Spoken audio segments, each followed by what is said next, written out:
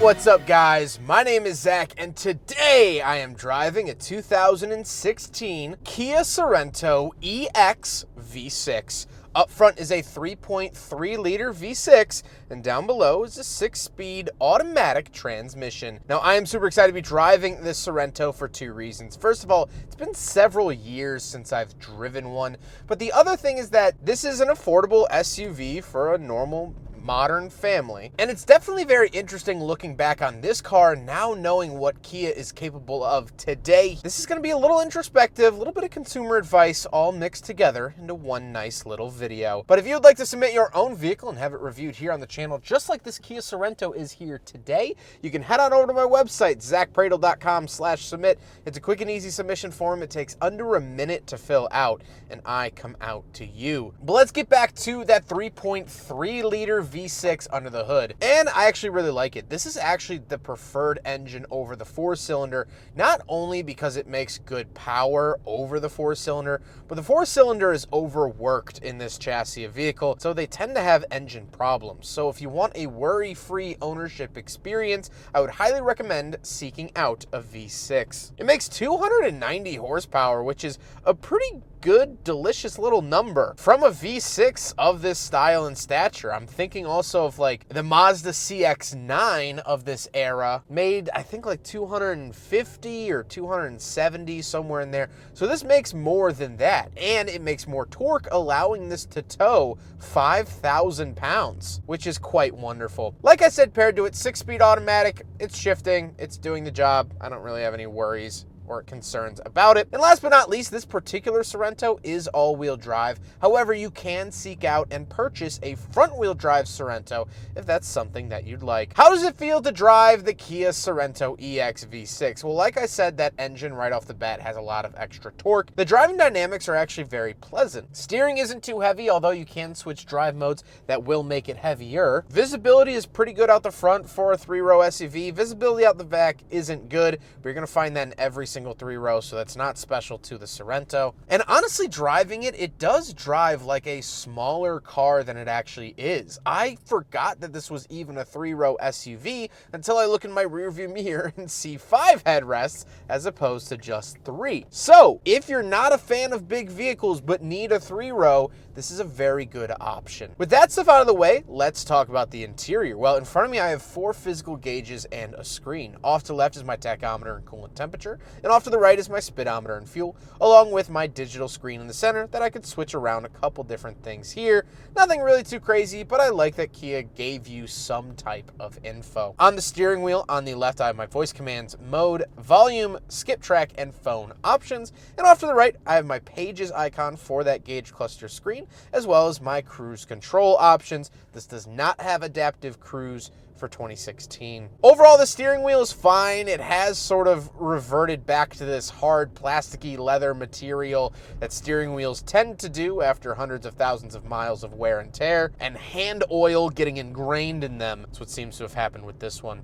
Off to the left, we have a climate control vent, gauge dimmer switch, and traction control off, and the gas cap release. And moving on to the door, we have our power mirrors, power locks, and power windows. Moving into the center, we do have a little CD player up at the top and a very small infotainment system. AM and FM, phone, e-services. There was an app that you could get to sort of be like Kia's version of Apple CarPlay. Now, this vehicle does not get Apple CarPlay. They had an app that would sort of pair with it, kind of like Toyota's Entune system back in the day. This is called UVO, UVO, just using all the least used letters in the alphabet and tossing them together. However, this does have a backup camera, and when it turned on, I did not think it had one. I reacted like how my girlfriend reacts when she sees a dog. Oh, hello!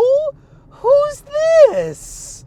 It's so cute. It's very small, but it's there, and I'll leave it at that. Down below, we do have our climate controls. This does get dual zone climate, which is wonderful to see, and it does get heated seats. Again, another wonderful option. However, something that really bothers me is that upper trims would get cooled seats and a heated steering wheel, and so because of those buttons, these buttons are not centered, because the ventilated seats would be to the left of the heated seats and the heated steering wheel will go in the center. So it's just off center, and It's very annoying to look at. Then we do have this openable center console, two 12-volt outlets along with USB and aux found in there. And we get a UVO badge up at the top, powered by Microsoft. Kind of interesting to see that. You definitely don't see that in modern Kias anymore. And then we come to the center stack. Off to the right, we will do the cup holder test, big freaking bottle test here in the Kia Sorento. It fails.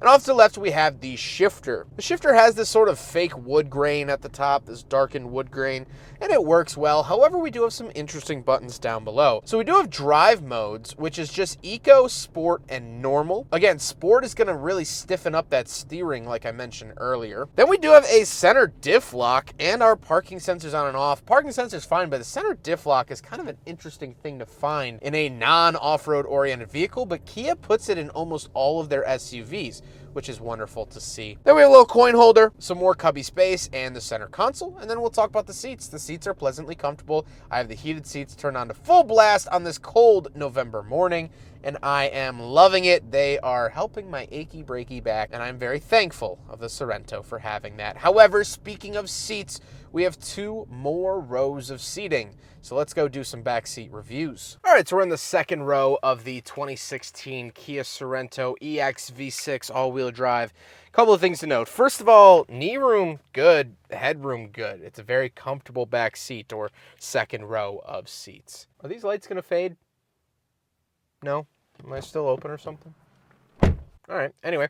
I do get a center console, 2 cup holders in there. Obviously, as you could tell, off to the left of me, right to you. Perfect for car seats. You're going to be able to fit car seats in here really, really easily, which is such a big win. Not all SUVs can accommodate car seats that well. The Porsche Macan, for as pricey as it is, double the price of this, you cannot fit back seats. Now, of course, that is a smaller SUV, but just something to note. I always just think of, if it's an SUV, it could fit a car seat, and that's not always the case. Now the lights go off. Okay, whatever. I do get a USB-A outlet back here, as well as a 12-volt outlet. Nothing really beyond that. Seat back pockets, all that stuff. But let's now hop into the third row. It's been a while since I've reviewed something with a third row. At least maybe that's just how I feel. So handle up here, pull it forward, and it'll slide up as well. I'm a big guy. I'm 5'11", and not small. So let's see how we can do. God, I threw out my back last week, and I am so glad that it is feeling better, because that would have been treacherous. So, if they lean the seat forward, it's not actually that big of an issue. I can fit back here being a big guy, and so that means your kids are going to be able to fit back here fine. Smaller adults are going to be able to fit back here fine. I do have a cup holder on either side. I have a rear AC knob right here. I'm going to have to take a... Oh, shoot. I left my phone up there. Gosh dang it. I'm going to have to climb back here to get a shot of that. But enjoy this shot that I had to work extra hard for to get this AC knob. Cool stuff back here, but honestly, it's not terrible for a 3-row SUV. And again, it doesn't drive like a big car that has a third row. So very cool. Let's hop out. We'll take a quick look at the trunk and cargo space, and then we'll talk about the looks. Right on the back of here, Sorento EX V6. Little button here, pull it up, and with the third row seats up, not a whole ton of space, but you do get these little pull straps. There's a little bit of Velcro on here to sort of keep them like that. Get your fingy in there, push, pull, and then push. You got to do it at the same time, so holding a camera is not very helpful. But once those are down, there we go.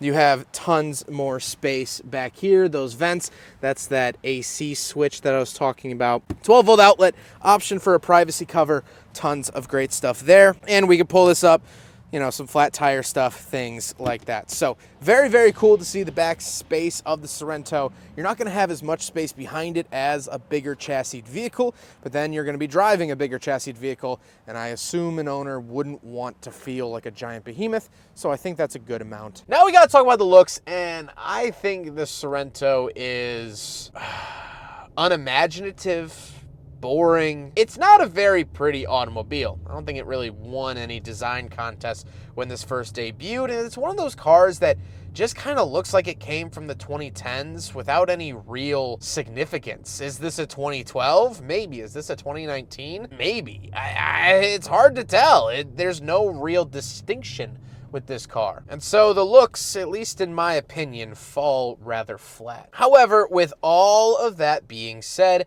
let's get on to my final thoughts. What do I think driving yet another Kia Sorento from this era? And I will leave my 2020 Kia Sorento video at the end. It's the same body style. It's going to share a lot of parts with this car, but if you're between two different ones, you see them on cars.com, Facebook Marketplace, whatever, you can check out that video as well. But what do I think of the Kia Sorento? Well, it's good and bad. The good things are it's a 3-row SUV that doesn't drive like one. If you're too intimidated by a Tahoe or you're too intimidated by a lot of other vehicles, this is a good option for you. Now, my personal belief is that if you have a family, a minivan will always be the best way to go. And you could get a Kia Sedona or Kia Carnival to fill those gaps as well if you want to stick with the Kia brand. And the Kia Sedona shown here actually has the same V6 that you'll find in this Sorento. So, little word to the wise there. But it doesn't drive like a big behemoth of a car, and it can tow 5,000 pounds, can carry 3 rows of people.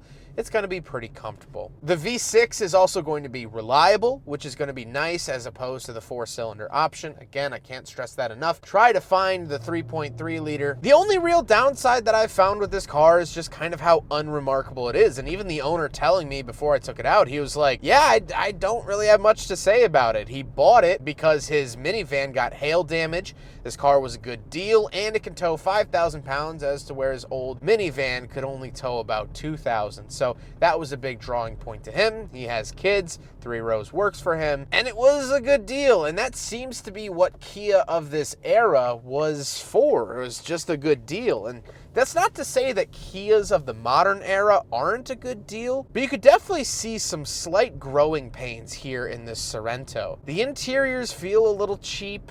The tech isn't great. You can obviously tell where they did some cost-saving measures, and there's not much identity, but these sold pretty well in their era, and it allowed Kia to do what they're doing now with like the EV6, the Forte GT, all of those wonderful vehicles. And so sure, this Kia Sorento is unremarkable. But to quote my gastrointestinal doctor, no news is good news.